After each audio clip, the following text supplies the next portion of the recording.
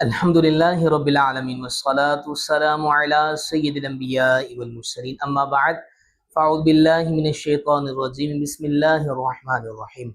میرے محترم ناظرین، آج پھر ایک نیا پیغام آپ کی بارگاہ میں لے کر حاضر خدمت ہے۔ آج شب جمعہ ہے اور شب جمعہ اور جمعۃ المبارک کے حوالے سے ایک اہم ترین وظیفہ، ویسے ہی جمعۃ المبارک تمام دنوں کا سردار ہے۔ الجمعۃ یوم العید، جی ہاں، جمعہ عید کا دن ہے، جمعہ خوشیوں کا دن ہے، تمام دنوں کا سردار ہے۔ عمل کا اجر بڑھا دیا جاتا ہے، 70 گنا بڑھا دیا جاتا ہے۔ ایک بہت بہترین وظیفہ، جی ہاں، قرآنی وظیفہ ہے۔ قرآن کی ایک سورت ہے جس سورت کو سورہ کہف کہا جاتا ہے۔ جی ہاں میرے محترم اور پیارے بھائیوں سامعین، اللہ تبارک و تعالی نے اس قرآن میں کیا برکتیں رکھی ہیں، اس قرآن کے اندر کیا نورانیت ہے، اس قرآن کے اندر کن کن چیزوں سے دور ہونے کا ذریعہ ہے۔ جی ہاں، سورہ کہف اگر کوئی شخص جمعۃ المبارک کو پڑھ لیتا ہے تو فتنوں سے حفاظت میں رہتا ہے۔ جی ہاں میرے محترم ناظرین، جو جمعۃ المبارک کے دن سورہ کہف کی تلاوت کر لیتا ہے تو ایک جمعے سے دوسرے جمعے کے درمیان وہ سورت حفاظت کا ذریعہ بنتا ہے۔ جی ہاں، ایک جمعے سے لے کر دوسرے جمعے تک نور ہی نور ہوتا ہے۔ اس سورت کی تلاوت کی اتنی برکتیں ہیں۔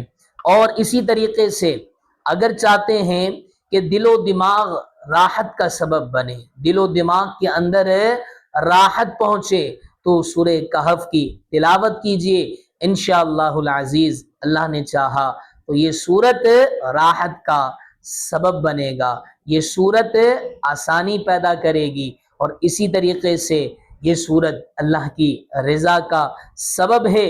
اور سب سے بڑھ کر آج ہر ایک یہ اپنی زبانوں پر لاتا ہے کہ رزق میں برکت نہیں ہے، تو آئیے سورہ کہف کی تلاوت کیجئے، اللہ تبارک و تعالی رزق میں فراوانی پیدا کرے گا، رزق میں کشادگی پیدا کرے گا، رزق میں برکت ہی برکت ہوگی۔ جی ہاں میرے محترم اور پیارے بھائیوں، جمعۃ المبارک تو ویسے ہی گناہوں سے معافی کا دن ہے۔